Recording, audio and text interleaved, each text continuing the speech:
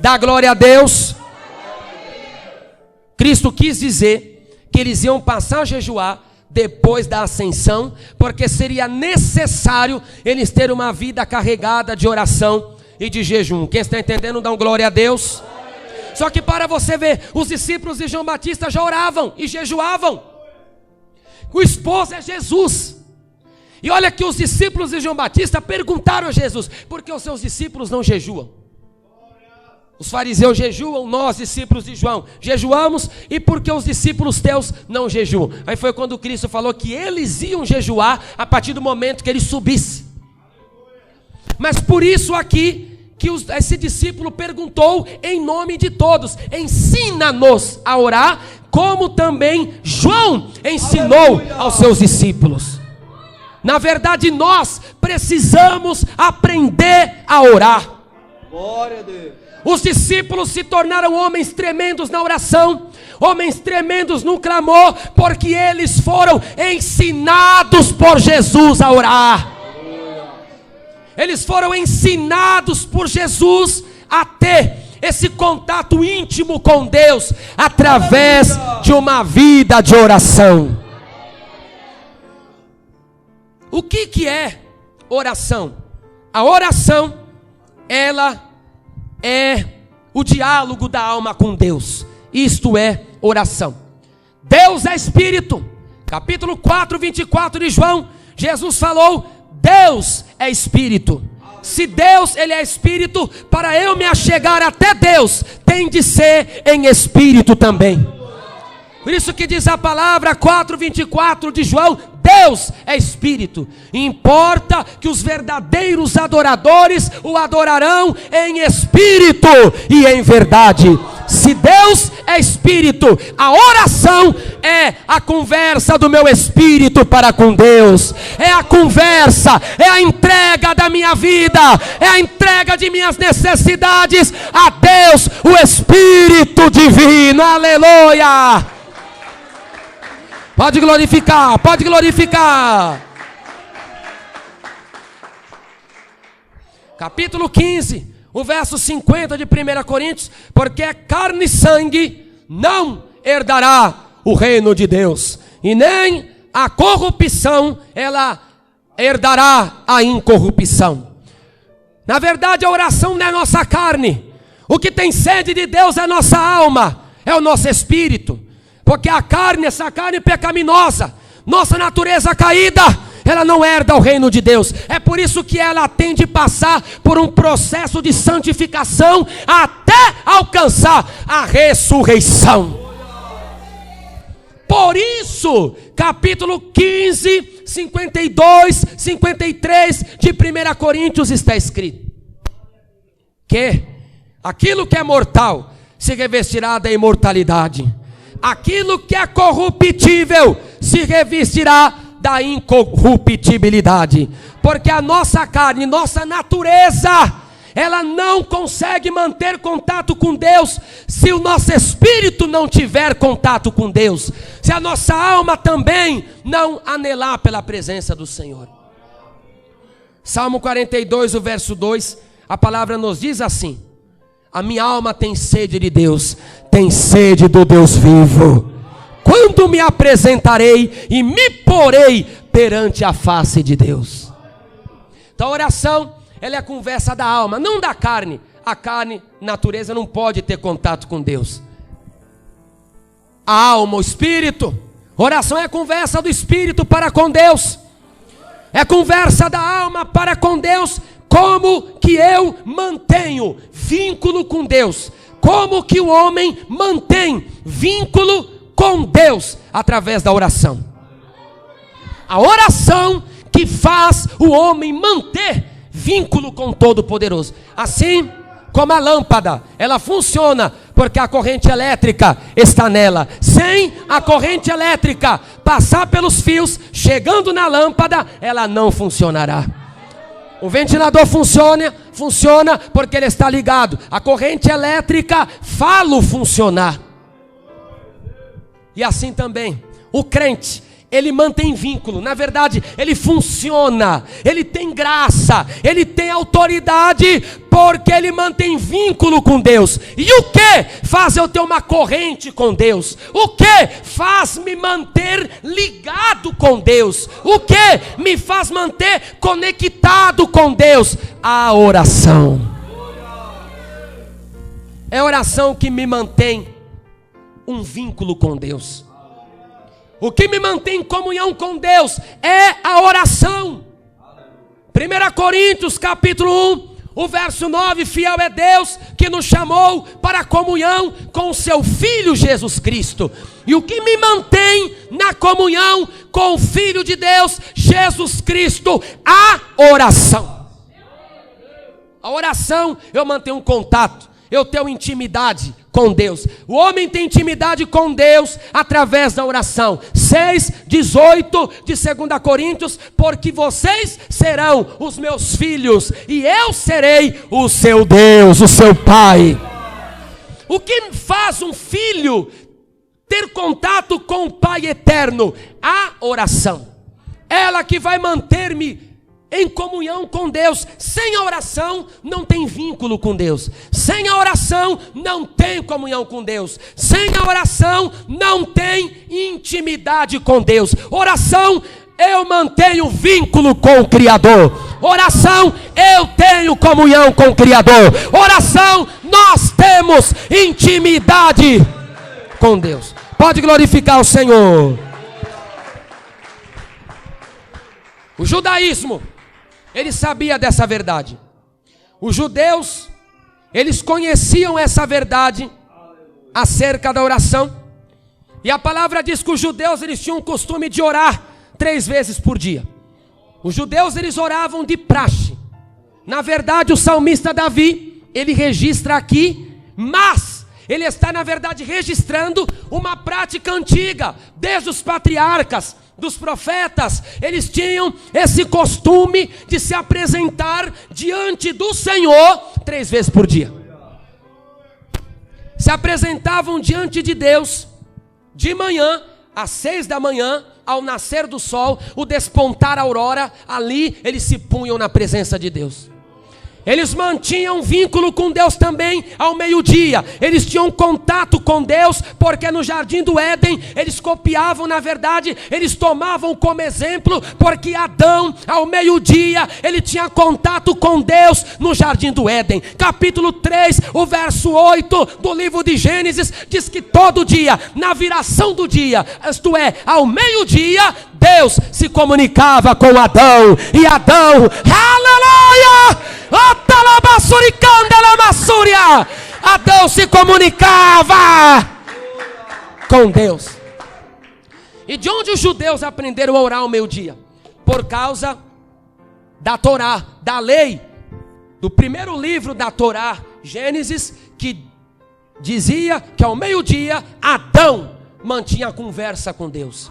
Adão conversava com Deus. Então por isso que ao meio-dia, todo judeu podia estar passando luta, podia estar bem. O fiel ao Deus de Israel, aleluia, o santo templo ao meio-dia tinha orações. E é o que chama lá o sacrifício. Salmo 141, versículo 2: suba a minha oração como o sacrifício da tarde.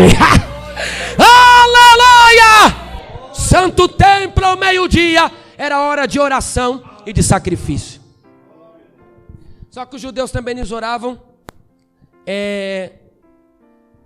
à tarde, ou seja, ao pôr do sol, às 6 da tarde, no nosso horário, eles também falavam com Deus.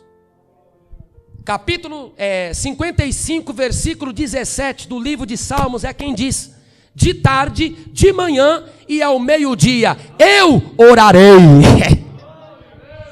Olha aí que tremendo! De tarde, de manhã e ao meio-dia eu orarei e clamarei, e Yahvé, o Senhor, ouvirá a minha voz. Eles tinham um costume de orar 3 vezes por dia. 3 vezes por dia. Por que você acha que está escrito que Daniel orava 3 vezes? capítulo 6, versículo 10, era essa prática aqui. Daniel estava obedecendo uma prática que Deus tinha estabelecido desde os primeiros dias da história da humanidade. Capítulo 6, verso 10 de Daniel. Daniel no meio da idolatria. Daniel em meio somente Babilônia, capital de Ur dos Caldeus.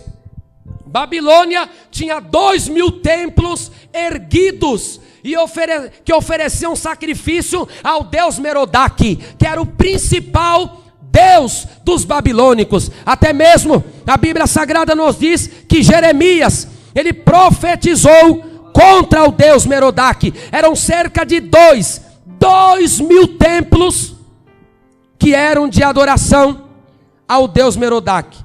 E a Bíblia diz que o profeta Jeremias, ele falou contra Abel. Jeremias capítulo 50, versículo 2: anunciai entre as nações e fazei ouvir, e arvorai uma bandeira, um pendão, um estandarte, e fazei ouvir, e não encubrais, dizei, tomada é Babilônia, confundido está Abel, atropelado está Merodach, confundido estão todos os seus ídolos, e caídos estão todos os seus deuses. Jeremias profetizou que Merodach ia ser atropelado. Aleluia! O principal deus dos babilônicos era Merodach e era Abel. Eram cerca de 2.000 templos em Babilônia ao deus Merodach. Mas Daniel, mesmo assim, em meio àqueles ídolos, eles comiam carnes imundas que o judaísmo não permitia comer. Foi por isso que Daniel, ele quis comer verdura, porque ele não quis se contaminar. Daniel capítulo 1, versículo 8, com o manjar do rei, que era bebida alcoólica, que era carne impura, e Daniel não quis comer também carne sacrificada a Nebo, a Bel, não quis comer carne sacrificada a Merodach, não quis, porque a vida de Daniel era entregue a Yahvé, o Deus único e verdadeiro.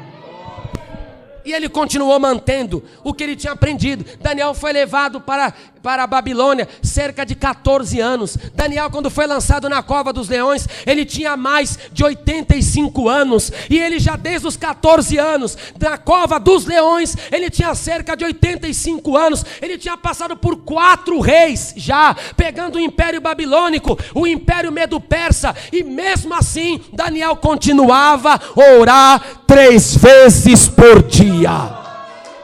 Pode dar glória a Deus! Aleluia! Nabucodonosor, Daniel passou. Evil Merodach, Daniel passou. Nabonido, Daniel passou. Belsazar, Daniel passou. E do Império Medo-Persa, o rei Dário, Daniel passou. 5 reis, na verdade, 4 babilônicos e 1 Medo-Persa. E Daniel, com mais de 85 anos, capítulo 6, o verso 10 de Daniel diz: e Daniel orava 3 vezes ao dia, aberta a janela da sua casa para o templo em Jerusalém. Ah, glória! 5 reis, irmãos. Mais de 85 anos, foi para lá com 14.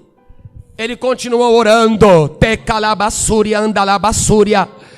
Porque Daniel sabia, eu não vou parar de orar, porque o que vai me manter em pé nesse lugar imundo, o que vai me manter em pé nesse lugar cheio de deuses, o que vai me manter em pé nesse lugar cheio de espiritismo, astrólogo, cheio de adivinhadores, cheio de necromantes, o que vai me manter em pé aqui é a oração ao único e verdadeiro Deus. O que mantém a igreja em pé, o que mantém o crente em pé é uma vida de oração. Como que a igreja vai se manter em pé na Babilônia deste mundo? Através da oração. Nós fomos chamados para sermos participantes da natureza de Jesus Cristo, da natureza divina. Os cristãos, quando eles aceitam a fé, quando eles aceitam Jesus, segundo Pedro capítulo 1, o versículo 4, pelas quais Ele nos tem dado grandíssimas e preciosas promessas, para que por elas fiqueis participantes da natureza divina, havendo escapado da corrupção que pela concupiscência há no mundo. A igreja, ela escapou. Por isso que a palavra igreja, tirados para fora, chamados para fora. A igreja foi tirada da corrupção do mundo. Isso é eclésia em grego. Aqueles que são chamados para fora. Jesus chama o seu povo para fora. Venha. Quando a igreja é tirada, ela se faz participante da natureza divina. E para eu me manter em pé na Babilônia deste mundo, escapar das corrupções, de tudo aquilo que o diabo tem preparado, eu preciso ter uma vida de oração como Daniel. Se Daniel não orasse 3 vezes, ele não venceria. Ele seria envergonhado pelo inimigo dentro da Babilônia. Dá glória a Deus. Só que no cristianismo, o engraçado é que no judaísmo, eles oravam 3 vezes, era praxe. Era mandamento, era regra, era lei, Deus mandou. Só que no cristianismo, a doutrina de Jesus é mais rígida.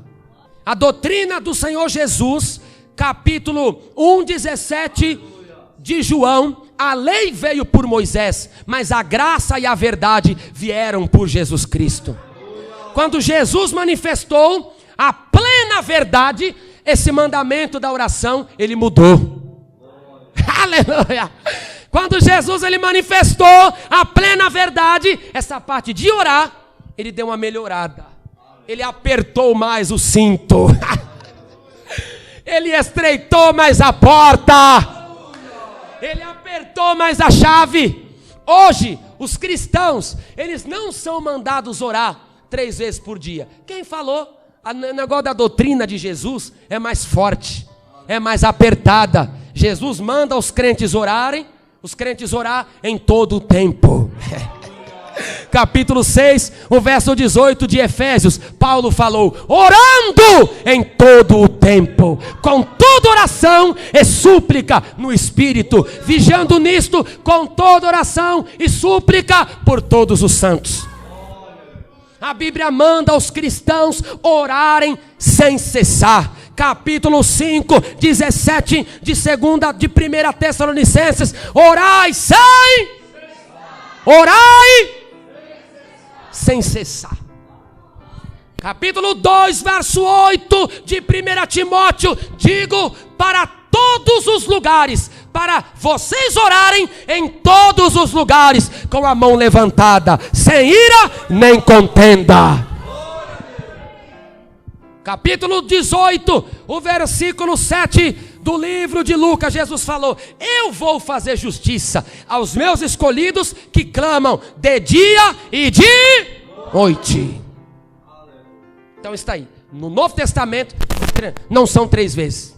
Novo Testamento, a Bíblia manda o seguinte: orar todo o tempo. A Bíblia manda não cessar de orar. A Bíblia manda orar em todo lugar. A Bíblia manda orar de dia e orar de noite. Aleluia! É assim. Eu estou lavando louça, estou arrumando a casa. Dê um tempo. O que vai fazer? Orar. Chegou do trabalho, deu um tempinho, acabou de almoçar, está trabalhando, está almoçando. Almoçou, ali 15 minutos almoçou, faltam 45. O que vai fazer? Orar. Em todo o tempo. Porque o inimigo nos dias finais, ele desce mais depressa. Capítulo 12, verso 12 de Apocalipse, a Bíblia diz que o inimigo, o vosso adversário, tem grande fúria contra vós, sabendo que pouco tempo resta. O inimigo sabe que pelos sinais, por todas as indicações, Jesus está voltando a qualquer momento. Então ele está se levantando pior. Ele quer desviar os cristãos. Ele quer levar as vidas para o abismo. Ele quer atrapalhar a obra de Deus. O próprio inimigo, ele atrapalhava Paulo de pregar. 1 Tessalonicenses capítulo 2, o verso 18, Paulo escreve assim: eu quis ter convosco uma e outra vez, e Satanás me impediu. Próprio Paulo escrevendo a igreja de Tessalônica, ele falou: eu quis ter 2 vezes, eu fui até vocês 2 vezes, mas no meio do caminho o diabo me impediu. Irmãos, o diabo impede muita coisa. Você acha que muitas vezes esse impedimento na nossa vida é o maligno? Esse impedimento de pregar o evangelho é o maligno. Esse impedimento de nós recebermos os dons é o maligno. O impedimento de nós sermos homens que movam a terra é o maligno. O maligno impediu o apóstolo Paulo. Era um homem totalmente arraigado na oração. Era um homem totalmente arraigado no jejum. E mesmo assim, o inimigo o impediu. Se nós não orarmos, o inimigo vai impedir. Porque muitos crentes fracos, desviando, porque não oram em todo o tempo. Porque não clamam em todo o tempo. Se não orar, não tem vínculo com Deus. Se não orar, não tem contato com Deus. Como que eu tenho Deus que é o meu pai e eu não falo com meu pai? Você já viu um filho não conversar com o pai? Está de mal do pai. O filho que não conversa com o pai, ele não tem intimidade, ele está de mal. O crente que não fala com Deus, ele está de mal de Deus. Aleluia! O crente que não ora com Deus, ele não tem intimidade com seu próprio pai. Isso é uma coisa que só o cristianismo tem. O islamismo, Alá, o falso Deus, o Deus Lua, eles não ousam chamar Deus de pai. Eles falam que é uma blasfêmia chamar Deus de pai, ter essa intimidade. E Jesus, ele já quebrou, até mesmo no judaísmo, eles não tinham costume também de chamar Deus de pai. Pode reparar nas páginas do Antigo Testamento, vai falar que eles não tinham esse costume, eles eram mais reservados, eles não chamavam Deus de pai. Jesus, quando ele foi ensinar o modelo, Senhor, ensina-nos a orar, ele já quebrou o protocolo. Ele já quebrou essas regras humanas.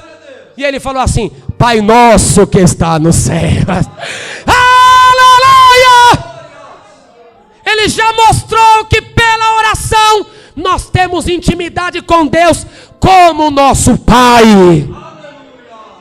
Pai nosso que está nos, que estás nos céus. Cristo já quebrou. Porque a oração vai me manter com ele. Por isso que hoje muitos crentes procurando revelação. Muitas pessoas andam atrás de revelação. Andam atrás só da cura física. Vou à igreja só para ser revelado. Vou à igreja só para curar o meu corpo. Vou à igreja para resolver o meu problema. Por que assim são? Porque eles não têm vínculo com Deus. Quem não tem vínculo, não mantém vínculo com Deus, não mantém comunhão com Deus, não tem intimidade com Deus, Deus não fala com ele. Por isso que eles ficam desesperados atrás de vaso. Ô vaso, ora por mim. É o televaso. Eu vou ligar, ô meu Macário, ora por mim aqui. Aí meu Macário, ora. O que Deus falou para você? Não é assim? Oi meu Macário, pode falar, irmão Diogo. O que foi que Deus revelou para você? Eu já peço a oração pensando no final. Eu nem orei porque eu só estou pensando no final. Por quê? Muitos hoje são assim porque não oram e Deus não fala com eles. Porque não ora e Deus não mantém vínculo, Deus não mantém contato. A voz de Deus não pode se manifestar porque eles não ouvem. O que me faz atento a Deus, o que me faz atento ao Senhor é uma vida de oração. O meu contato não é quebrado, o meu vínculo não é quebrado, porque todos os dias, a todo o tempo, sem cessar, eu estou falando com o meu Salvador. Samuel e Moisés, a Bíblia diz que foram homens que mais oraram na Bíblia Sagrada. Eu estou tirando Jesus porque é toda a perfeição. A parte de Cristo, o supremo ser, o sumo bem, eu tiro Cristo. Estou dizendo de homens que pecaram, grandes heróis da fé. Os homens que mais oraram foram Moisés e Samuel. E o próprio Deus deu testemunho quando a Bíblia diz que Jeremias estava indagando a Deus, porque a nação de Israel ia ser entregue à Babilônia, e Jeremias orando, intercedendo: Senhor, não pode acontecer, Senhor, não pode ser assim. Deus, ele falou: não, eu quero assim, eu quero. E ainda que Moisés e Samuel se pusessem diante de mim, eu não ouviria. É que Deus tremendo, irmão. Ainda capítulo 15, o verso 1 de Jeremias: ainda que Moisés e Samuel se pusessem diante de mim. O que é pôr diante de si? É orar. Deus quis dizer, Deus quis dizer que sempre ouviu a oração deles, mas dessa vez, Deus não ia ouvir. Irmão, você vê Samuel, o próprio Samuel chegou a falar, 1 Samuel 12, 22 e 23. 1 Samuel capítulo 12, 22 e 23, Samuel falou, se eu deixar de orar, eu pecarei. Aleluia! Samuel falou, se eu deixar de orar, eu pecarei. Para Deus dar testemunho de pessoas que mais oraram na face desta terra, é porque eles tinham muito poder. Vê que os ofícios de Cristo, Samuel, ele tinha os ofícios de Cristo. Quais são os 3 ofícios de Cristo? Sacerdote, profeta e juiz. São os 3 ofícios de Cristo. Jesus é sacerdote, 7:21 de Hebreus. Tu és sacerdote eterno, segundo a ordem de Melquisedeque. Ou seja, ele próprio foi o cordeiro e ele próprio foi o sacerdote, o sumo sacerdote. Jesus sacerdote. Jesus, a Bíblia diz que ele é profeta. 4:19 de João, a Bíblia diz que a mulher samaritana falou, eu vejo que tu és profeta. E Jesus também é juiz. Capítulo 10, 42 de Atos, a Bíblia diz que Jesus vai julgar os vivos e os mortos. 5:22 do livro de João, a Bíblia diz que o Pai deu ao Filho todo o poder do juízo. Aleluia! Samuel, ele era tão tremendo, ele tinha os 3 ofícios de Cristo. Samuel, de tanto orar, ele era sacerdote, ele era profeta e ele era juiz. O 15º juiz, o último, foi Samuel. E ele era um homem que falou que se ele parasse de orar, ele estava em pecado. Então aí o que acontece agora? Que a palavra vem para mim e para vocês também. Nós não estamos todos em pecado? Não estamos orando, né? Tudo em pecado, né? Estamos todos em pecados. Vê que Jesus deixou para nós orarmos em todo o tempo, mas as coisas do mundo têm tirado o nosso tempo. Na hora de orar, bate na porta. Moisés que veio atrás de você, Moisés. Mas tinha tanto tempo para vir atrás, o inimigo envia bem na hora de orar. Dobrou o joelho para orar. Celular. Mas meu Deus, tinha tanto tempo para ligar. Ou começa o aplicativo. Chega a mensagem da Bahia, do Ceará, mensagem de Rio de Janeiro, mensagem do Espírito Santo. Na hora de orar, acontece tudo. Porque o inimigo não quer que nós oremos. Sabe o que Lutero conseguiu? Na Reforma Protestante, 31 de outubro de 1517, porque até hoje o castelo que ele ficou exilado lá, tem a marca do joelho dele. Até hoje o castelo que ele ficou exilado, na escrivaninha, tem as marcas dos 2 joelhos de Martinho Lutero. E hoje, nós não temos mais o mesmo exemplo. A oração é que vai fazer a diferença acontecer. É ela. Vamos pegar o exemplo de Cristo. Cristo é o exemplo. A Bíblia diz que Jesus se retirava aos desertos para orar. Deserto, lugar de aflição, de seca, de sede, de depressão. Cristo se retirava aos desertos mostrando como ele estava. Quando ele estava aflito, quando ele estava necessitado, quando ele via que as coisas estavam apertando, o próprio Cristo, João capítulo 1, o verso 14, o verbo feito carne, Jesus se retirava de todos. Eu vou ter um particular com o Pai, eu vou para o deserto orar, senão eu não vou aguentar.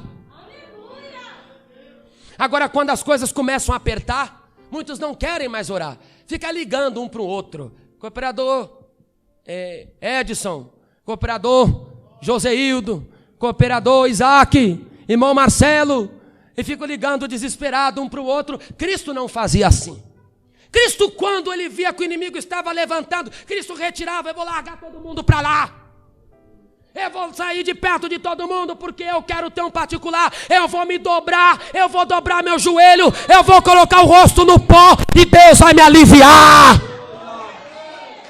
e Deus vai me tocar, e Deus vai me dar força. 5,16 de Lucas. Porém, Jesus se retirava para os desertos e ali orava. O negócio apertava, ele se retirava. Eu vou orar. E a oração é tremenda. A oração, um contato com Deus. Você entra na sala do trono. O que um foguete não consegue chegar, uma aeronave não consegue chegar, a oração feita de coração quebrantado, ela chega. Ela chega. 10, 19 e 20 de Hebreus, irmãos, temos ousadia para entrar no santuário de Deus, pelo sangue de Jesus, pelo novo e vivo caminho que foi aberto pela carne de Jesus Cristo, pelo seu sacrifício. Pode dar glória a Deus.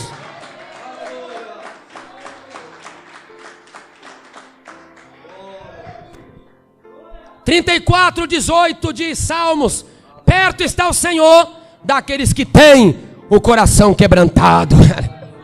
Está pertinho assim. Jesus se retirava, porque ali encontrar. Sabe quando você está com a luta no pescoço? Eu vou me afundar nesse lamaçal. Agora tudo de mal vai acontecer. E você dobra o joelho sem esperança do homem. E você dobra o joelho de um jeito.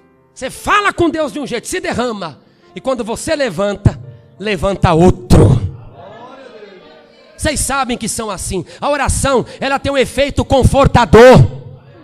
A oração, ela tem um efeito consolador. Pode estar a pior luta. Falou com Deus, capítulo 3, 29 de Lamentações. Põe a boca no pó, talvez haja esperança. Quando coloca no pó, você levanta outro. Porque o Espírito Santo se apoderou. Por isso que Cristo ia para os desertos. E vê que ele ia para o deserto e depois ele já voltava ensinando. 5,17, a Bíblia diz que ele já estava ensinando, debatendo com os fariseus. Ele foi orar, obteve força, depois voltou para a batalha. Cristo também, ele se retirava aos montes para orar. Decisões importantes eram tomadas no monte. A oração, ela serve para você buscar a Deus, para ter decisões importantes. Quantos estão com decisões importantes e estão atrás somente dos dons do Espírito Santo? Eu quero que o fulano de tal profetize para mim. Eu quero ver se ele teve alguma visão. Eu quero ver se ele tem uma revelação. Irmãos, Cristo, quando foi tomar decisões profundas, ele não esperou de ninguém. Ele próprio teve contato com Deus pela oração. Quando você quiser tomar decisões importantes, a sua vida tem de estar entregue ao Senhor. Tem que se dobrar, tem que se derramar, tem que esquecer tudo. Está tirando o tempo dos cristãos. Põe, joga o celular para lá. Chega, agora é a hora que eu vou lutar com Deus aqui. Jesus, ele tinha que escolher 12 homens. Eram 70 discípulos. Só que 12 iam ser feitos apóstolos. Eram homens que dariam continuidade no cristianismo após a assunção. Cristo ia subir, o Espírito Santo ia descer. Só que o Espírito Santo teria de ter homens para ele operar, para ele habitar, para ele usar. Só que não podia ser qualquer um. Cristo não podia deixar discípulos, apóstolos inconstantes. Qualquer coisa quer voltar para trás, qualquer coisa eu não estou aguentando, porque eles iam pegar do nada. O cristianismo, a fé cristã ia ser propagada do nada, nada.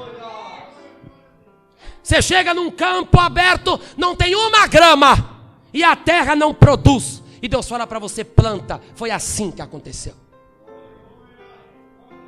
Tenha até essa coragem. Quantos querem voltar para trás? Vocês gostam de pegar às vezes uma igreja formada, já com tanto membro, mas joga um lugar que não tem um membro que eu quero ver. Sabe por quê? Não é capacitado. Sabe por quê? Não tem capacidade. Porque da mesma maneira, um exemplo, eu dirijo uma igreja com 2.000 membros, 3.000 membros, Da mesma forma, com a capacidade de Deus, eu posso crescer um trabalho sem nenhum membro, porque o Espírito Santo é o mesmo. Quem convence do pecado é Ele, quem dá tática de trabalho é Ele, quem ensina a dirigir o rebanho é Ele, quem controla o rebanho é Ele, quem dá atividade evangelística é Ele que toma conta, é Ele que discerne, é Ele que guia, Ele é o guia santo do céu.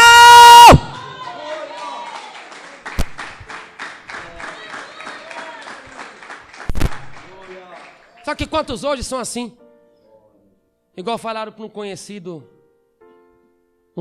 meu um tempo atrás. Ele não é da nossa igreja, não. Ele dirige uma outra igreja. É um conhecido. Ele falou assim que tem um obreiro que dirige uma igreja grande. E falou assim para ele: se for para me dar uma igreja, eu não consigo. Então não é preparado. Pastor, ele lidar com um rebanho de 10 mil ovelhas, que tiver uma ovelha, porque ele tem experiência. Só que Cristo, Ele falou agora, como Jesus jogou uma bomba na mão deles: toma, vocês não vão deixar explodir e vão crescer a minha mensagem de salvação. Cristo, Ele se entregou, falou: não tem jeito, eu vou orar. Cristo foi para cima do monte. Monte é lugar de decisão, não é para qualquer um. Como agora virou moda em cima de monte, um monte de crente tudo pintada, em cima do monte, rodando igual bruxa, rodando igual feiticeira, catimbozeira, igual macumbeira, roda igual bruxa. Em cima do monte levam até comida para comer, em cima do monte levam pandeiro, levam tudo. Monte não é assim. Isso aí é papagaiada, isso aí é evangelho frouxo. Monte não é assim. Monte é lugar sério de decisão. Moisés passou 40 dias no monte porque ele estava recebendo as tábuas da lei. Abraão subiu ao monte para dar seu filho em sacrifício. Era tudo ou nada. Gênesis 22 era uma decisão. Êxodo 31, Moisés sobe ao monte e os dedos de Deus escrevem nas tábuas de pedra. 31:18 de Êxodo. Jesus sobe ao monte e Satanás manda até Jesus se suicidar. Joga-te daqui, os teus anjos darão ordem a teu respeito para te guardar. Monte é lugar de decisão, não é para subir de qualquer maneira, e nem tampouco para subir em pecado, que sobe de um jeito e desce desviado. Sobe sem demônio e desce endemoniado. Sobe são e desce doente. Sobe forte, desce fraco.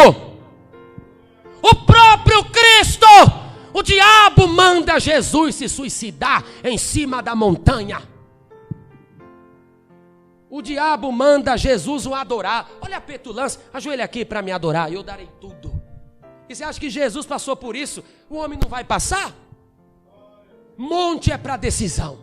Jesus sobe, porque agora é tudo ou nada.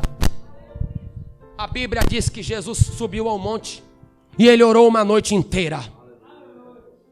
Noite inteira, 6:12 de Lucas. E aconteceu que naqueles dias Jesus subiu ao monte para orar e passou a noite em oração a Deus.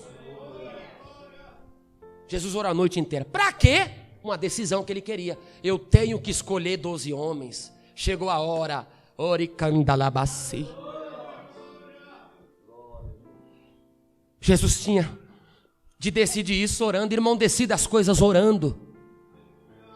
Às vezes você fica cabisbaixo, amuado, porque a gente ora 1 hora, ora 2 horas, ora 15 minutos e já quer que Deus responda. Não é assim. Cristo orou uma noite inteira se derramando. Imagine no monte, o monte é lugar de fera, animais selvagens, cobras, serpentes, animais peçonhentos, insetos peçonhentos. E Jesus ficou a noite inteira orando lá. Feras, insetos, animais selvagens. E Cristo lá, orando, lutando com Deus, para levantar 12 homens. Você quer tomar decisão na sua vida? Nem que seja para orar 3 dias sem parar, nem que seja para orar uma noite inteira. Se nós fizermos assim, Deus vai nos honrar. Se você fizer dessa maneira, O Espírito do Senhor vai honrar. Mas agora não entrem nesse cristianismo frouxo, nesse cristianismo raso. Cristianismo raso, eles não oram mais. Os crentes de hoje não oram mais. Eles acham que a adoração é ficar cantando uma música lá, música mundana, pior do que a música sertaneja, pior do que as músicas do mundo. Essas cantoras no adultério, essas cantanas divorciadas, casadas de novo, que cobram fortuna para cantar, verdadeiras sanguessugas. Capítulo 30, verso 15 de Provérbios. A sanguessuga tem 2 filhas, dá, e a terceira filha não se basta. Não são cantoras, são sanguessugas. E está lá cantando, e as mãos, e chora, e acham que isso é adoração. Põe esse povo para orar que eu quero ver. Põe esse povo de joelho que eu quero ver. Dói a coluna, dói o pescoço, dói a cabeça, dói o ouvido, dói o dedão do pé, dói tudo. Porque eles não têm compromisso com a oração. Não tem, não oram. Eles aprenderam que orar, que adorar é separado de oração. Negativo. Você, mas eu precisa tomar uma decisão, e você dobra o joelho e fala assim: mas eu já orei 20 minutos, eu já pedi tudo o que eu precisava. Porque eu não sei o que acontece com os crentes de hoje. Eles aprenderam que oração é só pedir. Quem foi que falou isso? Quem foi que ensinou que oração é pedir? Pedir faz parte, mas não é só. Na verdade, pedir é a parte bem para o fim. A adoração é a parte primordial da oração. Quando a Bíblia diz que o rei Ezequias estava desesperado, porque Senaqueribe mandou tropas para acabar com Israel, a Bíblia Sagrada diz que mandou as cartas. Ezequias levantou as cartas aos céus com o profeta Isaías e começaram a orar. E olha aqui o que Isaías com o rei Ezequias, olha o que o rei Ezequias orou: ó Senhor dos exércitos, Deus de Israel, que habitas entre os querubins, tu és o Deus, tu somente, de todos os reinos da terra, tu fizeste os céus e a terra. Aí ele vai continuar orando. Isaías 37:16. Quando Neemias, ele estava sendo açoitado pelo inimigo por causa do muro, Neemias foi orar. E olha a oração de Neemias aqui. Olha como ele começa a oração. Capítulo 1, versículo 4 e 5 de Neemias. E Neemias esteve jejuando e orando perante o Deus dos céus. Olha o que ele orou: ah, Senhor, Deus dos céus, Deus grande e terrível, que guardas o conserto e a benignidade para com aqueles que te amam e guardam os teus mandamentos. Você vê que eles só adoraram. Você vê que eles adoraram. Eles não começaram a orar pedindo, eles adoraram. Oração é adorar. Então por isso que tem gente que não consegue, não aguenta orar meia hora, não aguenta orar 1 hora, porque ele só ora pedindo. Não vai dar mesmo. Pedir, irmão, é a última coisa. Quando Cristo ensina a orar: Pai nosso que estás nos santificado seja o teu nome. Na verdade, ele mandou aclamar o Deus do céu e santificar o nome de Deus, ou seja, adorar o nome de Deus. Então, oração é adoração. Antes de pedir qualquer coisa, pede o perdão dos pecados primeiro e entra adorando. Adore, rasga a sua vida. Ó Deus Todo-Poderoso, tu és o Deus da minha alma. Só tu és Deus, não há outro. Tu és o Deus que está nos céus. Tu és o único e verdadeiro Deus. Tu te assentas entre os querubins. Tu és o Cristo que eu amo, que venceu a morte. Tu venceste a sepultura. A ti a minha vida, a ti o meu coração, a ti a minha adoração. Isso que você vai fazer. Você vai ver como a sua oração vai ser melhor. Deus vai falar com você. Deus vai ter contato com você. Pode adorar, eu garanto. Você vai ver o céu se abrir. Você vai ver o Espírito de Deus. Amém! Cristo ora a noite inteira, escolhe os 12, 6:13 de Lucas. A oração é decisória também. A oração é adoração também. Você vai falar que Deus está vestido de luz, que Deus está sentado entre os querubins, tu estás entre os serafins, tu és o Deus criador, tu criaste o mar, tu criaste, irmão. Deus quer ser adorado.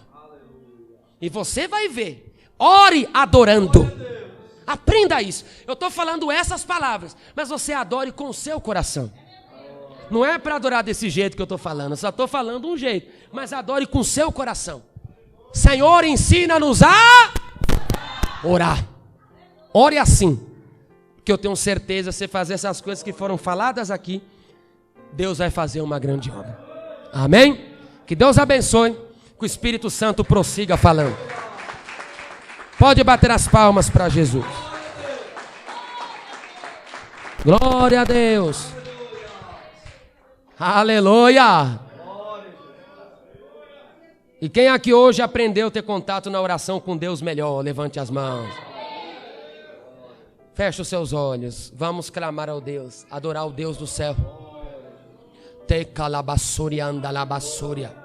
Ó Deus glorioso, que estamos aqui nesta hora em tua presença. E esta palavra que entrou em nosso ser, esta palavra que entrou em nossos corações, faz esta palavra fazer morada. Esse irmão vai vencer muitas provas, esta irmã vai vencer muitas lutas, se nós tivermos uma vida arraigada na oração. Como o inimigo quer apartar-nos da oração, a única coisa que faz a diferença acontecer, a única coisa que faz nos preparados para uma grande obra, é uma vida de oração. É a oração que move as mãos de Deus.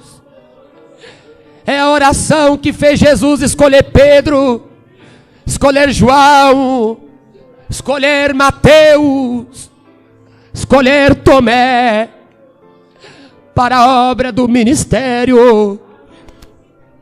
É a oração que fez Samuel ser um dos homens mais tremendos da Bíblia. Os judeus que oravam 3 vezes por dia. E na doutrina de Deus, que nós devemos orar todas as horas. Como vamos enfrentar o maligno? Como vamos enfrentar a Satanás? Como vamos enfrentar o diabo?